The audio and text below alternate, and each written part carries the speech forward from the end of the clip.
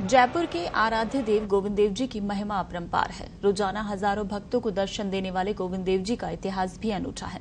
सूर्य महल में विराजित होने से पहले गोविंद देव जी कहां रहे और कैसे 3 विग्रहों में श्री कृष्ण के संपूर्ण दर्शन होते हैं। देखिए जयपुर से हमारे सहयोगी राज शर्मा की एक खास रिपोर्ट।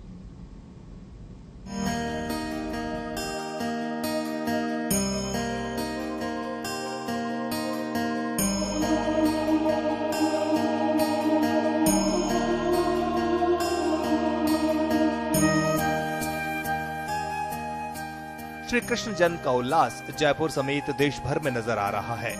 जयपुर के आराध्य देव गोविंद देव जी का इतिहास भी उतना ही मनमोहक है जितनी उनकी अलौकिक छवि।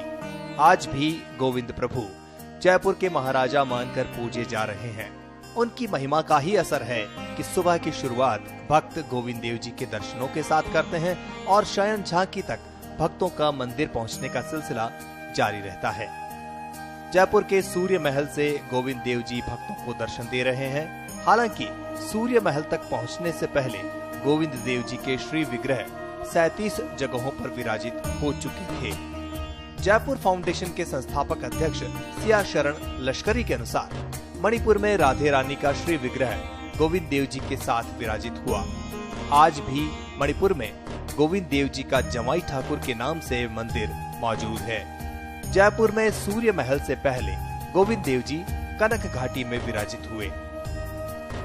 भगवान श्री गोविंद देव जी का विग्रह हूबहू भगवान श्री कृष्ण के चेहरे से मिलता है। सबसे पहले ये वृंदावन में विराजित थे। औरंगजेब के शासन काल में घूमते घूमते जयपुर रहे हैं। एक समय ये मणिपुर में रहे हैं। वहाँ पर अकेले थे भगवान। मणिपुर राजा ने राधा जी की मूर्ति बनवा के उसको अपनी पुत्री माना और भगवान के साथ उनका विवाह कराया। तो वहाँ जमाई ठाकुर के नाम से मंदिर है। और लास्ट ये भगवान गोविंद देव जी सूर्य महल में आज विराजित हैं। भगवान कृष्ण के चेहरे से हूबहू मिलता है। पुराने समय से आज तक मान्यता यही चली आ रही थी कि वो राज गोविंद देव जी का और मुसाई जो भी यहाँ का राजा होता था। ऐसी मान्यता भी है। कैबिनेट की मीटिंग में भगवान गोविंद देव जी खुद आके विराजित होते थे और मिनट्स पे इनके साइन भी हुआ करते थे। भगवान श्री कृष्ण के प्रपौत्र ब्रजनाभ की ओर से बनवाए गए 3 श्री विग्रह उनके संपूर्ण साक्षात दर्शन करा रहे हैं। इनमें गोविंद देव जी के श्री विग्रह जयपुर के आराध्य बन गए। एक ही शिला से बनाए गए श्री कृष्ण के 3 विग्रह अलग अलग रूप में पूजे जा रहे हैं। पहले श्री विग्रह श्री कृष्ण के चरणों के रूप में करौली में मदन मोहन जी के रूप में पूजे जा रहे हैं। वहीं दूसरे श्री विग्रह श्री कृष्ण के कटी व वक्षस्थल के रूप में जयपुर की पुरानी बस्ती में पूजे जा रहे हैं। जबकि श्री कृष्ण के मुखारबिंद के रूप में शहर के आराध्य गोविंद देव जी सूर्य महल में पूजे जा रहे हैं। गोविंद देव जी मंदिर के महंत अंजन कुमार गोस्वामी की माने तो जिस शिला पर कंस ने माता देवकी की संतानों का वध किया था, उसी शिला के 3 खंड करके श्री कृष्ण के प्रपौत्र ब्रजनाभ ने अपनी दादी के कहे अनुसार 3 श्री विग्रहों का निर्माण करवाया था।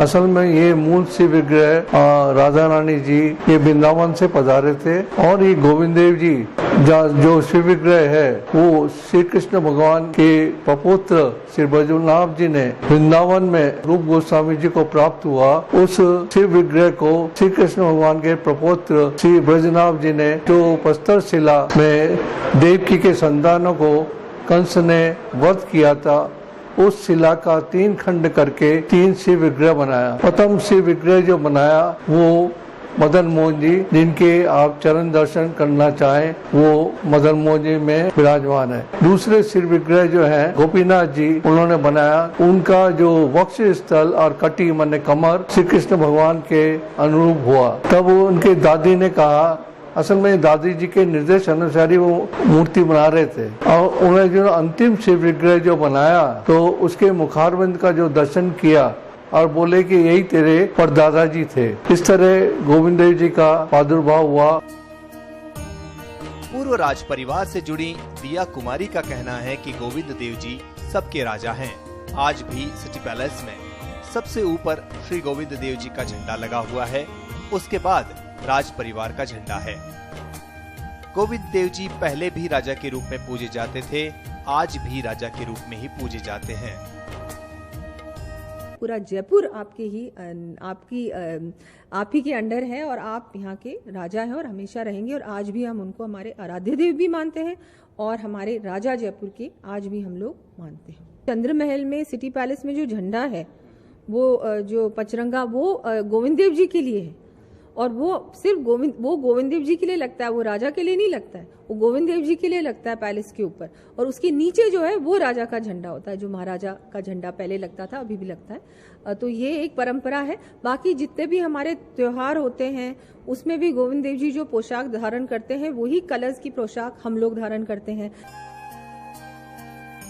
इतिहासकारों की माने तो औरंगजेब के समय वृंदावन में मूर्तियों व मंदिरों को खंडित करने के दौरान 16वीं सदी के अंत में श्री कृष्ण के श्री विग्रहों को आमेर नरेश के संरक्षण में वृंदावन से जयपुर लाया गया था, जो 70 साल बाद कई स्थानों से होते हुए ठाकुर जी जयपुर पधारे।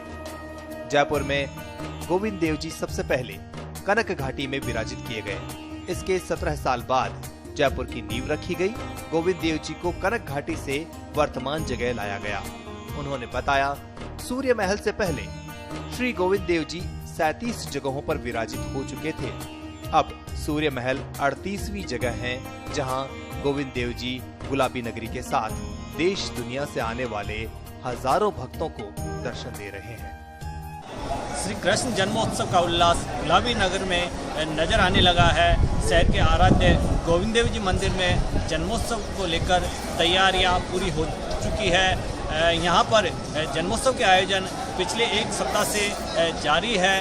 रोजाना यहाँ भजन संकीर्तन हो रहे हैं। अष्टनाम संकीर्तन आज से शुरू हो चुका है। श्री कृष्ण जन्मोत्सव का उल्लास पूरी गुलाबी नगरी में देखने को मिल रहा है। बात करें शहर के आराध्य गोविंद देव जी की, तो कहते हैं जो ये प्रतिमा है ये श्री कृष्ण जी के प्रपौत्र ने खुद बनवाई थी, और जो एक शिला है उससे 3 विग्रह बनाए गए थे, जिसमें 2 विग्रह है यहाँ गुलाबी नगरी में विराजित है। जो मुखारबिंद है वो आराध्य गोविंद देव जी के रूप में गोविंद देव जी के मंदिर में विराजित है।